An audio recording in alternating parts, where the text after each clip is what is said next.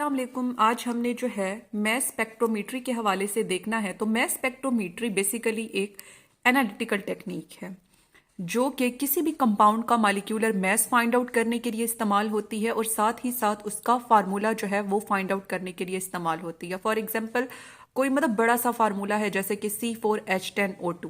ठीक है, अब ये तो आपको पता है, लेकिन अब आपको इसका स्ट्रक्चर नहीं पता कि कौन सा ऑक्सीजन, अब दो ऑक्सीजन फॉर एग्जांपल हैं तो कौन सा ऑक्सीजन कहाँ लगे, टर्मिनल पे लगे हैं, मिड में लगे हैं, स्टार्ट में, लगे कहाँ हैं, और किस कार्बन के साथ जो है कितने हाइड्रोजन हैं।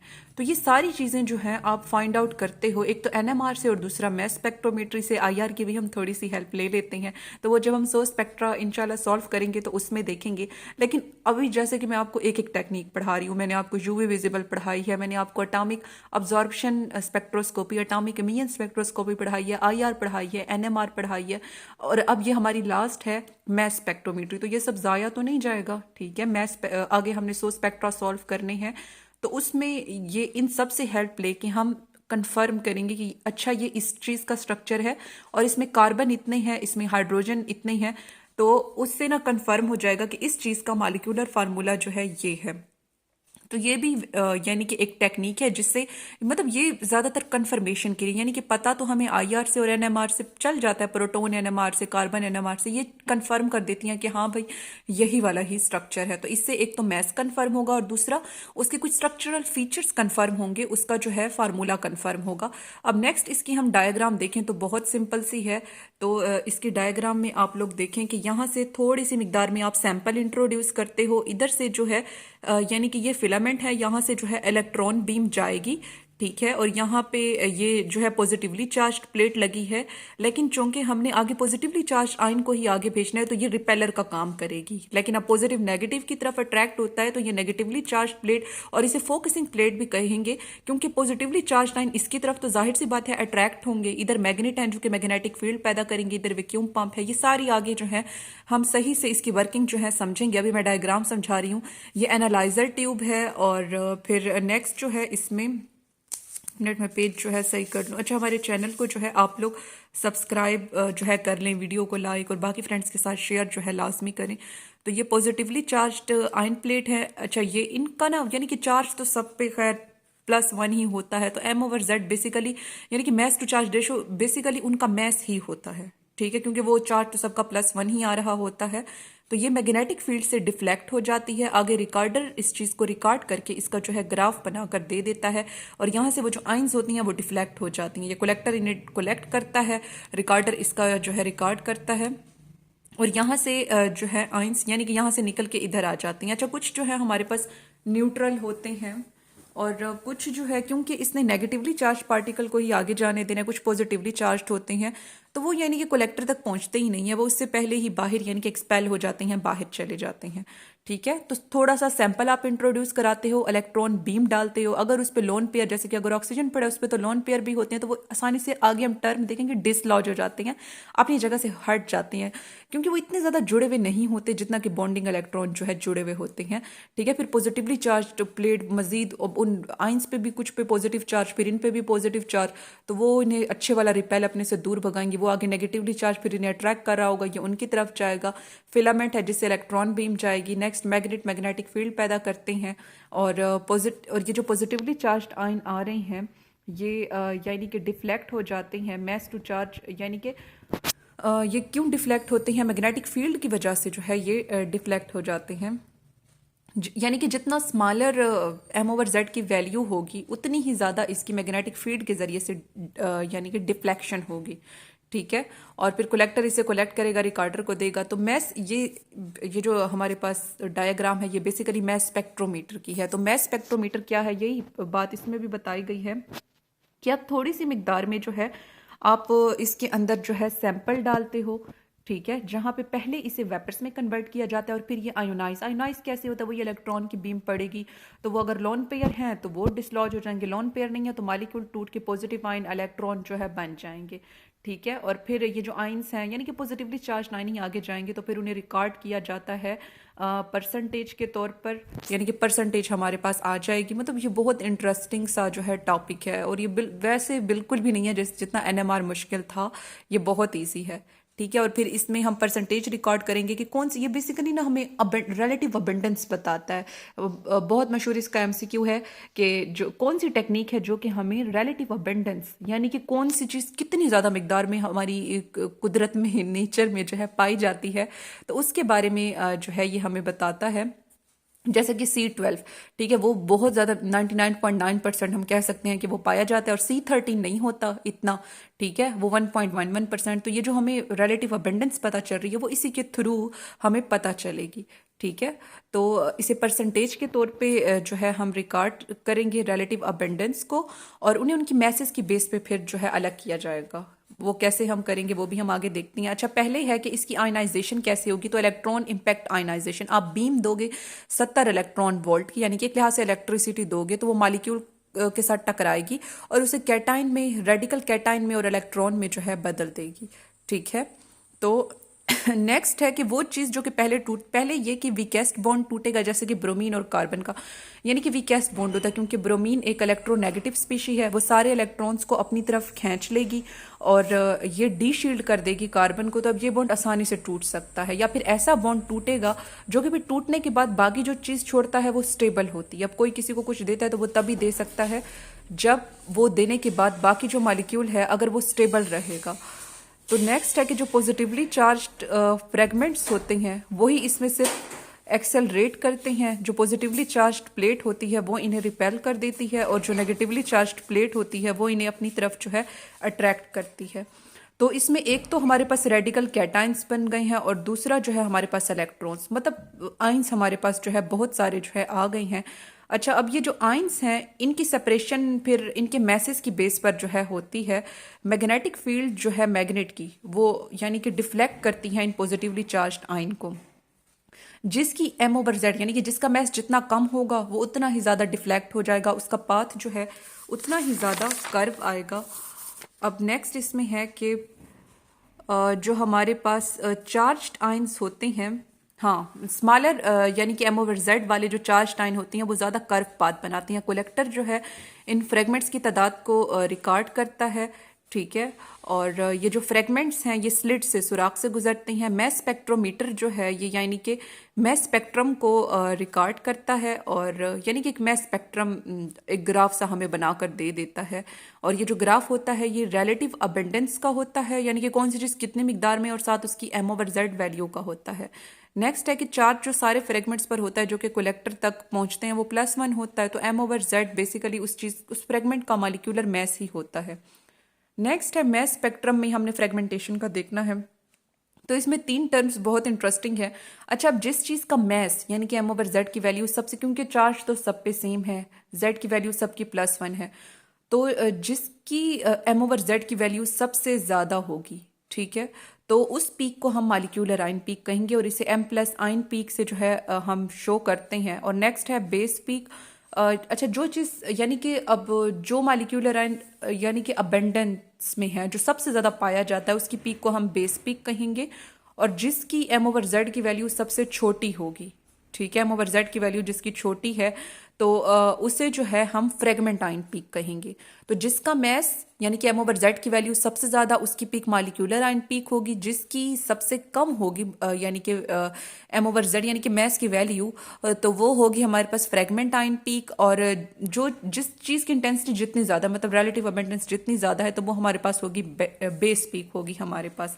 अब नेक्स्ट जो है इसमें हमने देखना है कि, तो हमने फ्रेगमेंट आइन पीक, बेस पीक और यानी कि मॉलिक्यूलर आइन पीक देख ली।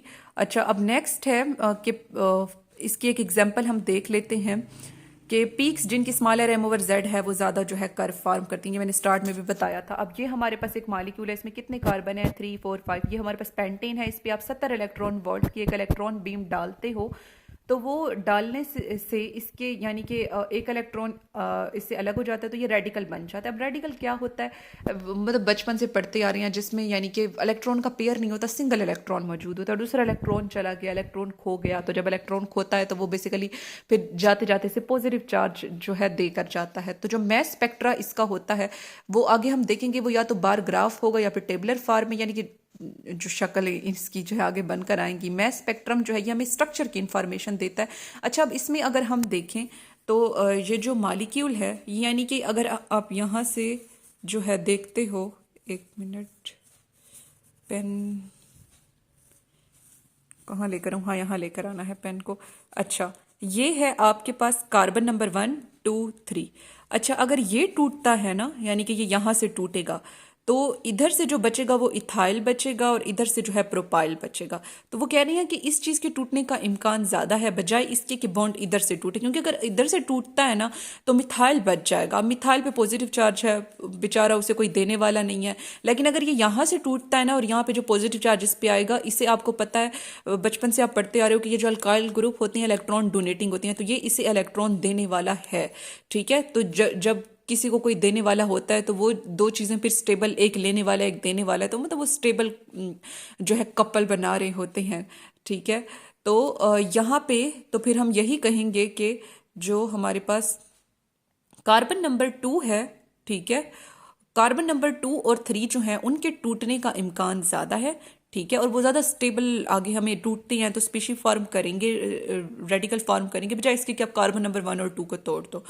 ठीक है, तो इसमें यही है कि कार्बन नंबर 2 और 3 is more likely to break than carbon number 1 and 2 because it's primary carbocation and primary radical which are more stable than primary carbocation and methyl. मैंने आपको बता दिया क्यों स्टेबल है, क्योंकि इथाइल में एक तो वो है जिसमें पॉजिटिव चार्ज है और एक साथ CH3 लगा होगा जो कि उसे इलेक्ट्रॉन दे रहा होगा। ठीक है, और ये इलेक्ट्रॉन देते क्यों देते हैं? हाइपर कॉन्जुगेशन की वजह से देते हैं। ठीक है, तो उसकी वीडियो भी मेरे चैनल पर पढ़िए। हाइपर कॉन्जुगेशन ये होती है कि कहीं पे कोई पॉजिटिव चार्ज या फिर इलेक्ट्रॉन की कमी है, यानी कि वो इलेक्ट्रॉन इलेक्ट्रोफिलिक इलेक्ट्रॉन लविंग है, तो जो दूसरा साथ कार्बन और उसके साथ हाइड्रोजन अटैच है ना, वो दोनों टूट के अपनी कुर्बानी दे के, ठीक है, हाइड्रोजन को वो अलग कर देगा और अपने इलेक्ट्रॉन उस पॉजिटिवली चार्ज स्पीशी को दे देगा कि चलो तुम अपनी कमी पूरी करो, हमारी खैर है, हम टूट गए, ठीक है, लेकिन तुम्हारी वो जो कमी है ना वो पूरी हो जाए। तो इसलिए यानी कि हाइपर कॉन्जुगेशन के थ्रू जो है वो देती हैं तो वो स्टेबल होती हैं, इसलिए इसके बनने का इम्कान यहाँ पर ज़्यादा है। आई थिंक आप लोगों को ये जो है पॉइंट समझ आ गया होगा। तो अच्छा, ये अभी तो आप सुन रहे हैं ना, इसके बाद अगेन भी आपने वीडियो को चलाना है और वीडियो को चलाकर आपने फिर यानी कि अभी नहीं, मतलब एक कुछ ब्रेक लेने के बाद तो फिर आपने जो है क्या करना है कि फिर वीडियो को चला करके फिर आपने स्क्रीनशॉट लेते जाना है और स्क्रीनशॉट लेके फिर बैठकर ये सारी चीज़ें आपने अपनी कॉपी में लिखनी और फिर अगले दिन रिवाइज करनी। अगर आप ऐसा कर लेते हो तो आपको एग्जाम तक वो चीज़ नहीं भूलेगी, याद रहेगी, बल्कि हमेशा याद रहेगी।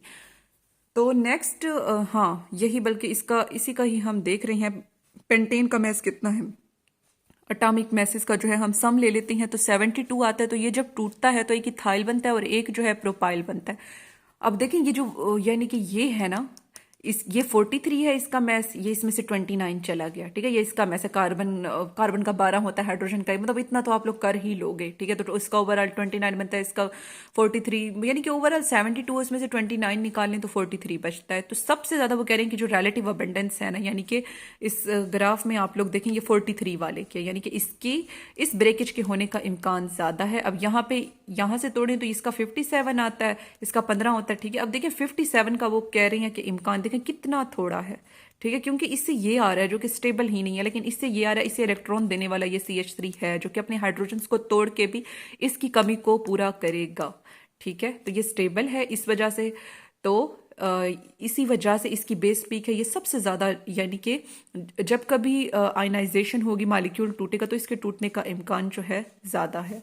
अच्छा, फिर आप लोग सोच रहे होंगे कि इससे हम कैसे कंफर्म करेंगे, वो जब स्पेक्ट्रा आएगा ना तब मैं बताऊंगी, वो चीज़ें इससे भी बहुत आसान है, तो इसकी फिक्र अभी ना करें, अभी जो मैं समझा रही हूँ वो समझते जाएं। अच्छा, 2 मिथाइल ब्यूटेन का देखो, इसमें भी है तो 5 ही कार्बन है, तो मैथ तो इसका 72 ही होगा, लेकिन इसमें क्या है कि इस CH3 के टूटने का इम्कान है, क्योंकि जब ये टूटेगा तो देखेंगे सेकेंडरी कार्बोकेटाइन, और आप बचपन से पढ़ते आ रहे हो कि टर्शरी और सेकेंडरी कार्बोकेटाइन हो या फिर अल्कोहल हो, वो ज़्यादा स्टेबल होते हैं किसकी निस्बत, प्राइमरी वालों की निस्बत।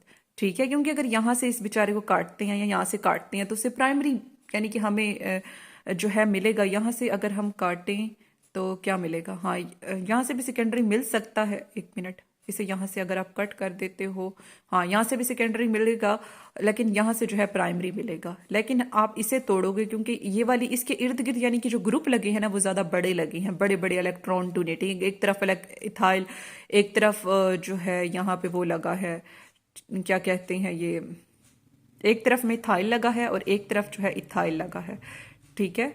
और दूसरा यानी कि अब इसे आप इसलिए भी नहीं तोड़ सकते क्योंकि ये प्राइमरी चेन है, ये सब्सटीट्यूएंट है।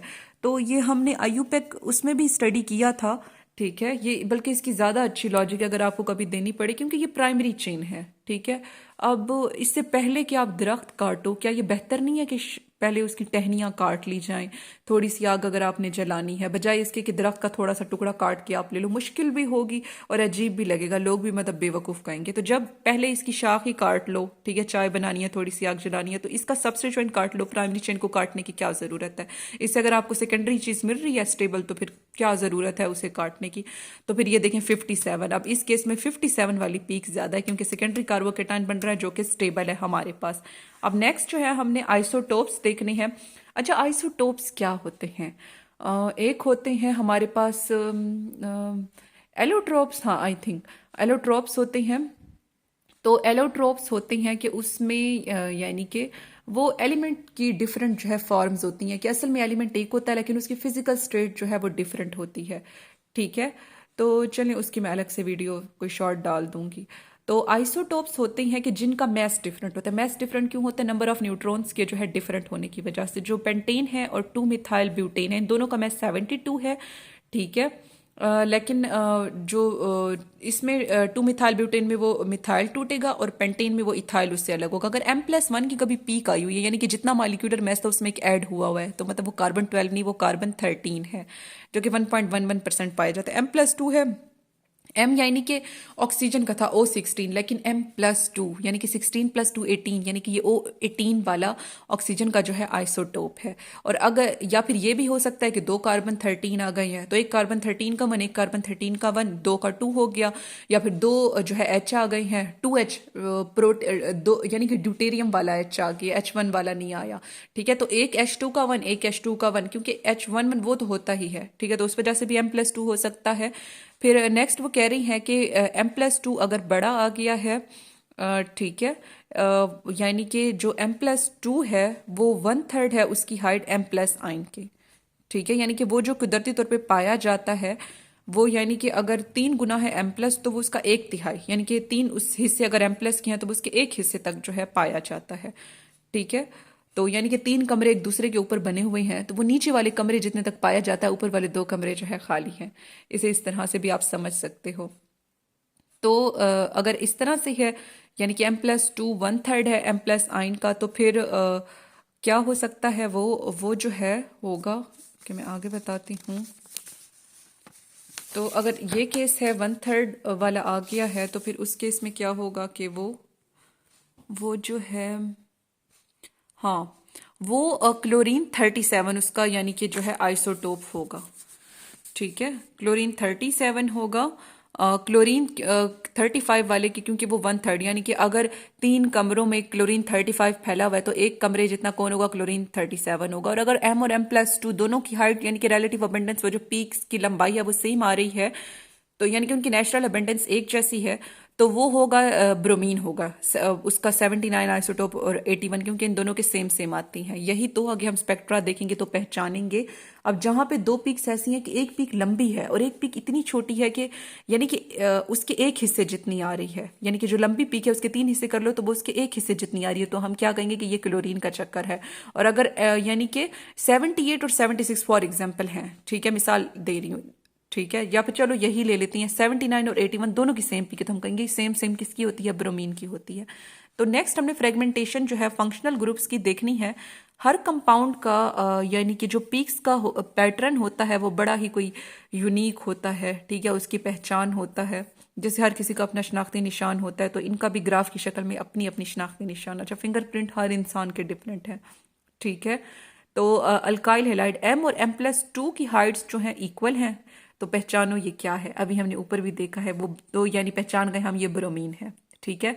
इलेक्ट्रॉन बीम डायरेक्ट पर डिसलॉज यानी कि अपनी जगह से हट जाएगा, और जो बेस पीक है वो यानी कि 43 इसकी जो है आती है, ठीक है, इसकी बेस पीक 43 आ जाएगी, यानी कि इससे अभी तो हमने एक इलेक्ट्रॉन हटाया है, ठीक है, तो उस एक इलेक्ट्रॉन के हटने अभी मतलब कि जस्ट हमने उससे जो है फ्री रेडिकल एक इलेक्ट्रॉन हटाकर जो है बनाया है, दोनों यानी कि 81 79 दोनों वालों से एक एक इलेक्ट्रॉन हटाया। नेक्स्ट वो कह रही है कि जो मैस स्पेक्ट्रम है 2 क्लोरोप्रोपेन का, तो उसमें जो क्लोरीन एटम है यानी कि उसकी जो M+2 की पीक है, एक और हमने यानी कि 2 क्लोरोप्रोपेन।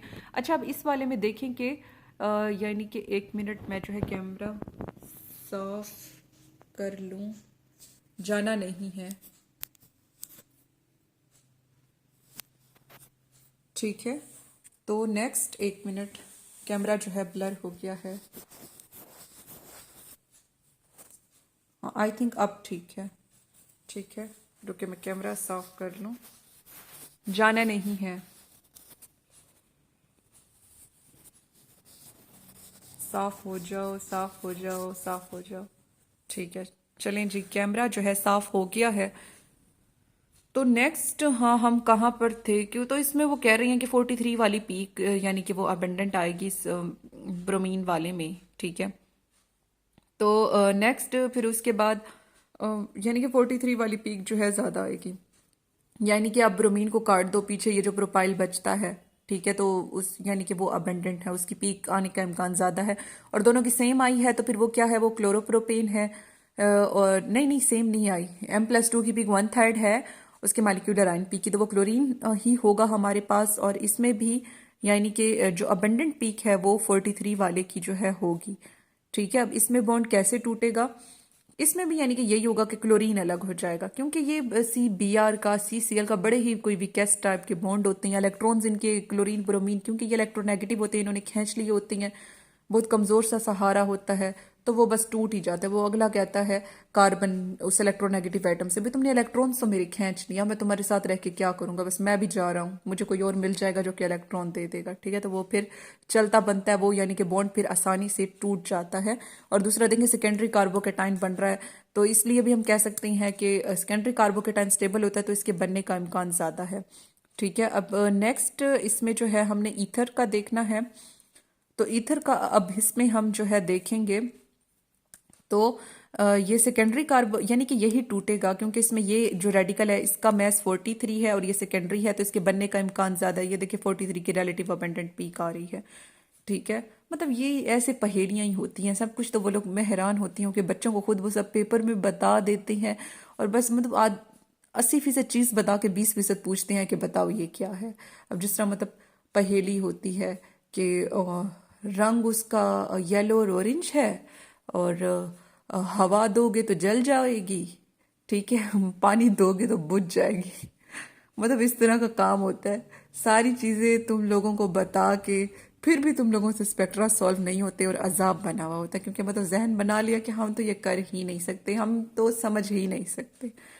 तो मतलब ये यहाँ पे मतलब सब कुछ दे देते हैं।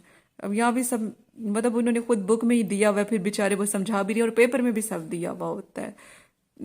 यानी कि 80% चीज़ें बता देती हैं, 20% पूछ रहे होती हैं, वो भी हर कोई गलत करके आ जाता है। अच्छा, तो देखिए यानी कि इसके टूटने का इम्कान, अब ये यहाँ से क्यों टूटा, क्योंकि ये सेकेंडरी कार्बोकेटाइन जो है हमें हासिल हो रहा है। मतलब कितनी आसान सी लॉजिक है। अब अगर ये भी किसी को नहीं आती तो उसके लिए एक लिहाज से डूब मरने का मकाम है।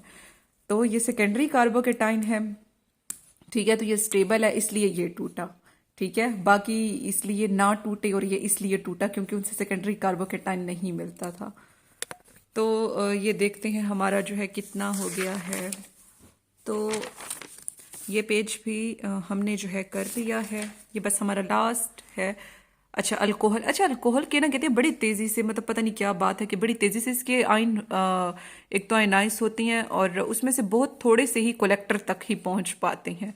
तो इनकी यानी कि जो पीक्स होती हैं वो बड़ी कोई छोटी छोटी। अब इलेक्ट्रॉन को हटा के पहले इसका रेडिकल बना के देख लेते हैं। 2 हेक्सानोल है, 6 कार्बन है, कार्बन नंबर 2 पे OH लगा है।